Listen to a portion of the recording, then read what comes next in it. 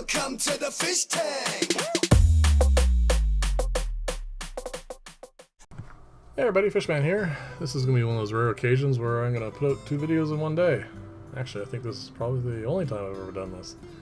But I have a very busy week coming up, and I wanted to get these 2 out there, simply because I don't think I'm going to be able to do anything else this week for posting videos.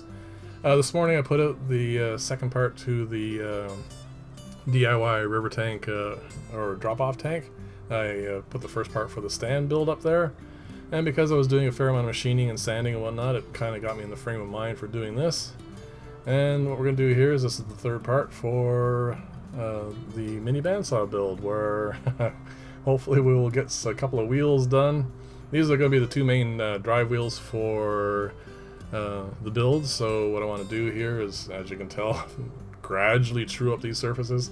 If you remember from part 2, which was obviously a total failure, those wheels, or the 2 blanks I should say, were completely out of alignment as far as the 2 ends were concerned. They're not anywhere near parallel, and as you can tell is by how many times it took me to get that down to the point where there wasn't any roughness showing on the ends.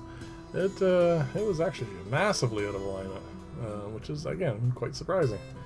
But what I've done here is I'm going to get this down so that both sides are parallel.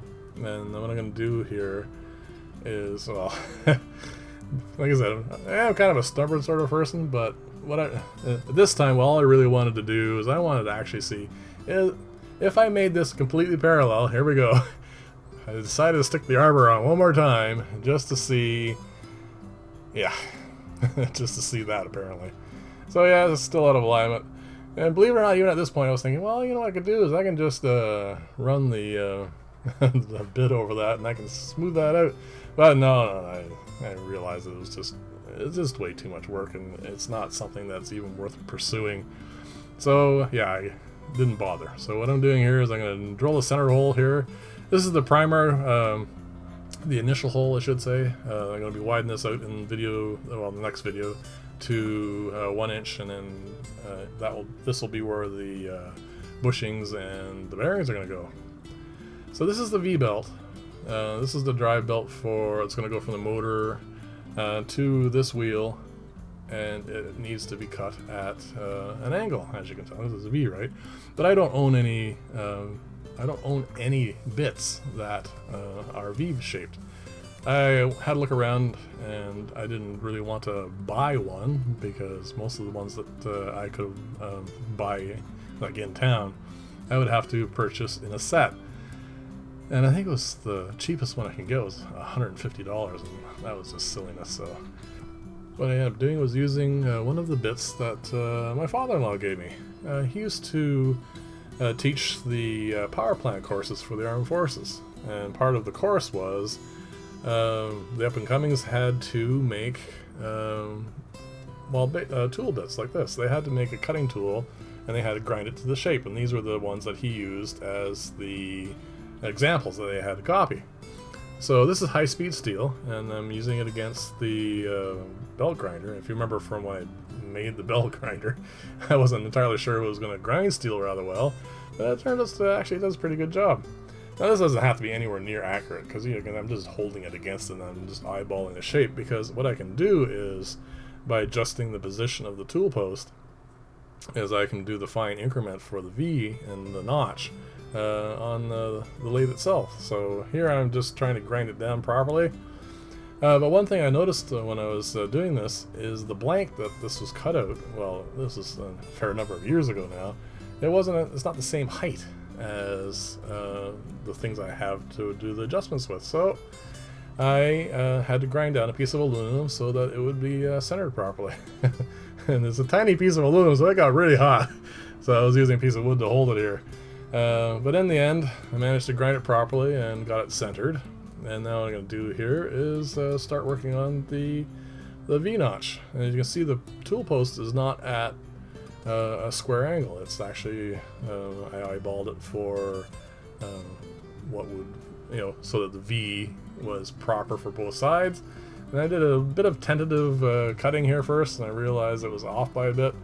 And then just a bit more adjusting, and this goes on for a little while. I haven't cut with, like I said, I haven't cut with high-speed steel before. I pretty much always use either hardened steel or carbide. So I was just taking my time initially, and then I realized that there was no reason for it. I can just treat it the same way I was doing all the other bits.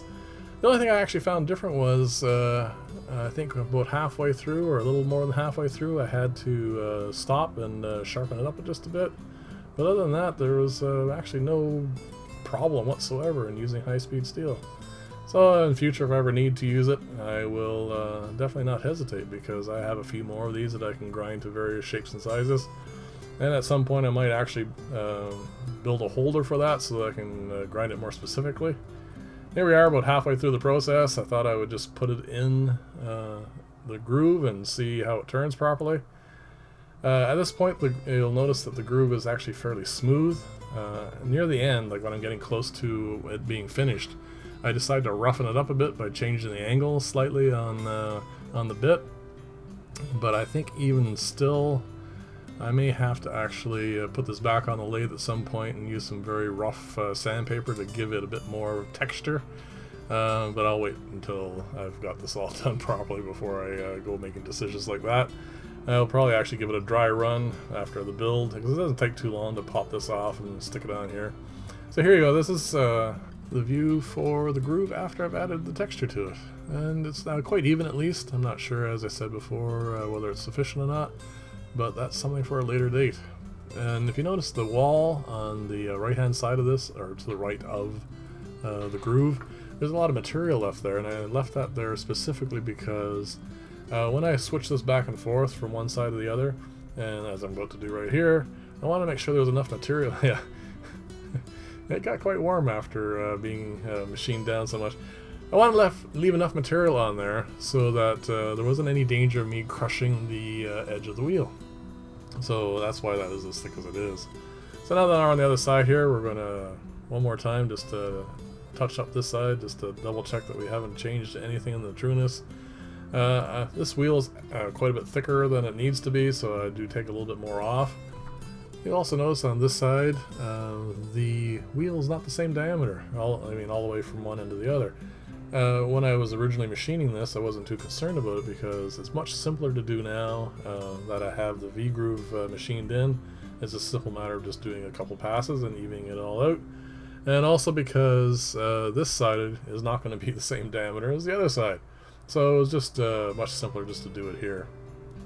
So now that we have this all trued up and prepped for where I'm going to put the blade groove, I kept an old blade when I did my last blade change for my cutoff saw, and that's the size of blade I plan on using.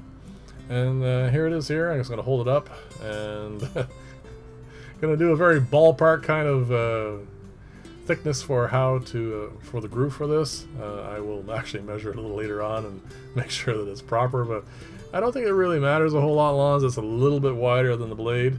And also, initially what I'm going to do here is I'm going to machine it so that it is square, 90 degrees to the ends. I'm not sure if that's how I'm going to leave it. I may actually taper it ever so slightly, and I'm talking about slightly, later on just to help it seat properly. But that again is going to wait for after the initial dry run. So what I've done here is I've just machined it so it's nice and square.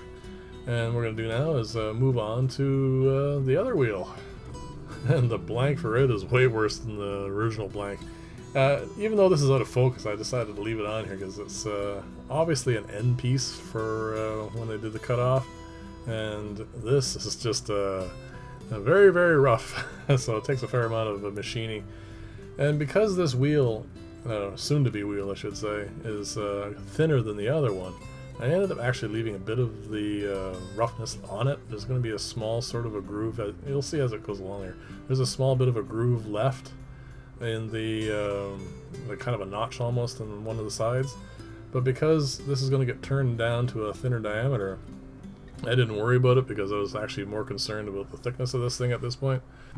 I wanted to leave as much material on as possible because for all intents and purposes these are two flywheels, and the greater their mass, when they're spinning, the greater their stability, and I wanted this to be as stable as possible.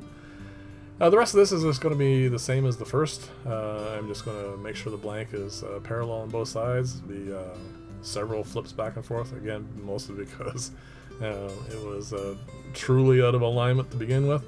There you can see the notch at the top there. Yeah, again, I wasn't too concerned about that. So this is going to go back and forth. Here I'm going to do the second side now. And after that, all I need to do is put the blade seat on. So this is going to go relatively quicker from this point on. I suppose I should say this before I forget. I hope you like this style of video. If you do, please like and subscribe. Leave comments if you have any anything you want to add to what I've done here.